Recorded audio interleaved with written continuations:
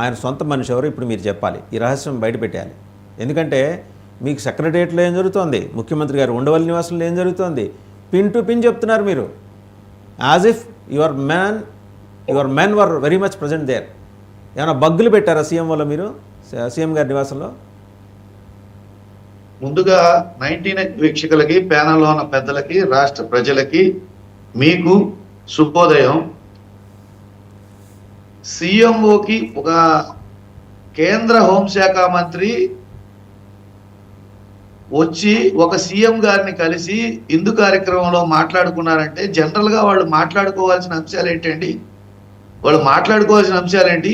రాష్ట్రంలో ఉన్న శాంతి భద్రతల గురించి, రాష్ట్రంలో ఉన్న సమస్యల గురించి, ఇచ్చిన హామీల గురించి, అమలు జరుగుతున్న తీరు గురించి, లా అండ్ ఆర్డర్ గురించి, వీటన్నిటి గురించి మాట్లాడుకోవాలి.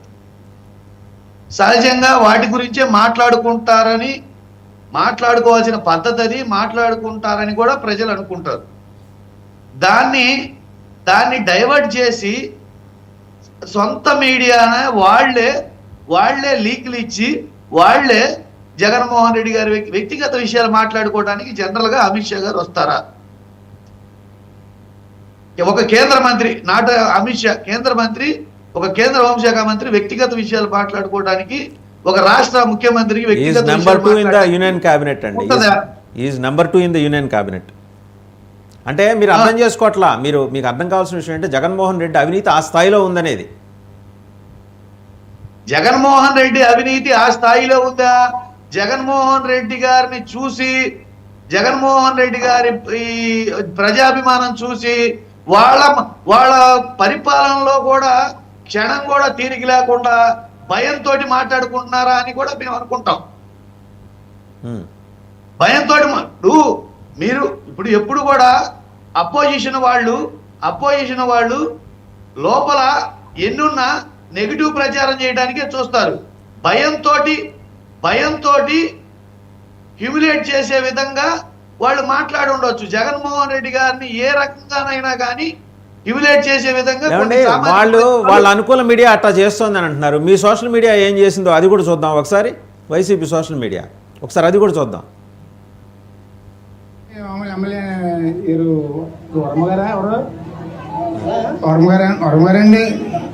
వర్మ గారు మాజీ ఎమ్మెల్యే, ప్రస్తుత ఎమ్మెల్యే మీ పవన్ కళ్యాణ్ గారు. ఎవరండి పవన్ కళ్యాణ్ గారు? ఇప్పుడు అంటే వర్మ గారే అంటారని చెప్తున్నాను బాబు. మీ నియోజకవర్గ ఎమ్మెల్యే మీకు తెలుసా? తెలిసింది బాబు. సో అదండి, అది మీ సోషల్ మీడియాలో మీరు తిప్పుతున్నారు. ఇది వాళ్ళు చేస్తే తప్పు, మీరు చేస్తే ఒప్పు అయిపోతుందండి. ఇప్పుడు అక్కడ ఉన్న ప్రజా సామాన్యుడిని అతను అడిగాడు, అందులో ఏం బూతుందండి? బూత్ కాదండి, మీరు పవన్ కళ్యాణ్ని బీలిటిల్ చేసే ప్రయత్నం చేస్తున్నారు. ఆయన డిప్యూటీ చీఫ్ మినిస్టర్ని, అక్కడ ఉన్నది వర్మే, పవన్ కళ్యాణ్ లేడు, పవన్ కళ్యాణ్ ఇంపాక్ట్ లేదని చెప్పే ప్రయత్నం చేస్తున్నారు. అది అవసరమా మీకు? నేను చెప్పడం కాదండి, అతను చెప్తున్నాడు. అది మీ మీడియా సంగతి మాట్లాడుతున్నా. వాళ్ళు చెప్పుకున్నారు, వేసింది వైఎస్ఆర్సీపీ సోషల్ మీడియాలో వేశారు. ఇది ట్రోల్ అవుతుంది, కరెక్టా? వాళ్ళు చెప్పుకున్నారంటే ఆ బయట, ఇప్పుడు మీకు బయట వస్తుంది, కీలకమైన బయట వస్తుంది. మీరు అది ప్రజలకు తెలియజేయాలనుకుంటారు, తెలియజేస్తారా లేదా? అవును. ఇప్పుడు వాళ్ళ కాపురం గురించి ఏంటి పాదయాత్ర వెంకటేశ్వర రెడ్డి గారు? మనకి ఇక్కడ విషయం అండి, క్లియర్ గా ఉన్నట్టు మనం మాట్లాడుకోవాలి అంటే డిప్యూటీ సీఎం లోకేష్ గారిని చేసే డిమాండ్ మీద అది చంద్రబాబు నాయుడు గారు సృష్టించిన కథే. ఇప్పుడు ఆయన వేదిక మీద ఉండగా వాళ్ళ నాయకులు మైక్ తీసుకొని మాట్లాడే అవకాశం ఎందుకు వచ్చింది అంటే ఆయన మైండ్ లో వాళ్ళందరి డిమాండ్, తెలుగుదేశం పార్టీ మీరు మాట్లాడేది కడపలో శ్రీనివాస్ రెడ్డి గారు మాట్లాడిందా? Kadapa TDP leader. అది కూడా ప్లే చేద్దాం, ఉంటే చూస్తున్నాము. అది కూడా ఉంటే మీరు అది కూడా చూడొచ్చు. సరే, ఈ లోపల మీరు మాట్లాడండి. ఇప్పుడు ఆ వేదిక మీద ఉండగా ఆయన అంటున్నాడంటే ఆయన అనుమతి లేకుండా వీళ్ళందరూ అనడం కాదు. చంద్రబాబు నాయుడు గారి మైండ్ లో ఉన్నదే. చంద్రబాబు నాయుడు గారి మొదటి నుంచి ఆయన స్వభావం ఏంటంటే, ఓడలో ఉన్నంతసేపు ఓడ మల్లన్న, ఓడ దాటిన తర్వాత బోడి మల్లన్న, ఏరు దాటిన తర్వాత తెప్ప తగలేసినట్టు, అవసరం తీరిన తర్వాత అల్లుండేదో అన్నట్టు. ఇక్కడ శ్రీనివాస్ రెడ్డి గారు ఏమన్నారో చూద్దామండి. మీరు అడిగారుగా, ఆయన తలుచుకున్నారుగా చూడండి. మాకు చివరగా మాకు ఒక కోరిక సార్, 43 సంవత్సరాల్లో తెలుగుదేశం పార్టీ ఆవిర్భవించిన తర్వాత 3వ తరం నేత మన పార్టీలోకి వచ్చారు, నారా లోకేష్ గారు. మరి పార్టీకి భవిష్యత్తులో యువతకు ఒక భరోసా ఇవ్వాలన్నా, పార్టీకి భరోసా ఇవ్వాలన్నా నారా లోకేష్ గారిని డిప్యూటీ సీఎం గా ప్రమోట్ చేయాలని చెప్పి మేము అందరం కూడా కోరుకుంటున్నాం సార్. దీనివల్ల పార్టీకి బ్రహ్మాండమైన భవిష్యత్తు ఉంటుంది.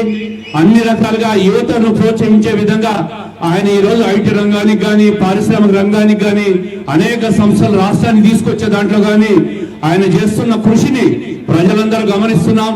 ఆయనను మరింత ఎలివేట్ చేసి పార్టీకి ఉజ్వల భవిష్యత్తు ఉండే విధంగా తమరు చేస్తారని ఆశిస్తూ, తప్పుగా మాట్లాడింటే మన్నించవలసిందిగా కోరుకుంటూ తమరు ప్రసంగించవలసి. సో చివరిలో ఇంకో మాట అన్నారు ఆయన, తప్పుగా మాడితే మన్నించండి అని. మన్నించేసినట్టేనా? ఆయన వేదిక మీద చెప్పారు అంటే చంద్రబాబు నాయుడు గారు విల్లింగ్ తోనే చెప్పారు ఒకటి. ఇంకొకటి, ఈ తెలుగుదేశం పార్టీ కార్యకర్తలందరూ వాళ్ళ నాయకులందరూ మాట్లాడుతున్నారంటే ఎక్కడా కూడా లోకేష్ బాబు గారు కానీ, చంద్రబాబు నాయుడు గారు కానీ అది మేము అంతర్గతంగా చర్చించుకునే విషయం బయట మాట్లాడొద్దని ఎక్కడా ఖండన కూడా ఇవ్వాల ఒకటి. ఇంకొక విషయం ఏంటంటే అసలు యాక్చువల్ గా దీన్ని ప్రోకేట్ చేస్తుంది ఇండైరెక్ట్ గా చంద్రబాబు నాయుడు గారే. మీరు ఒక విషయం గమనించండి, పవన్ కళ్యాణ్ గారికి డిప్యూటీ సీఎం హోదా కల్పించిన సమయంలో చంద్రబాబు నాయుడు గారి మాటలను ఒకసారి తీసుకోండి.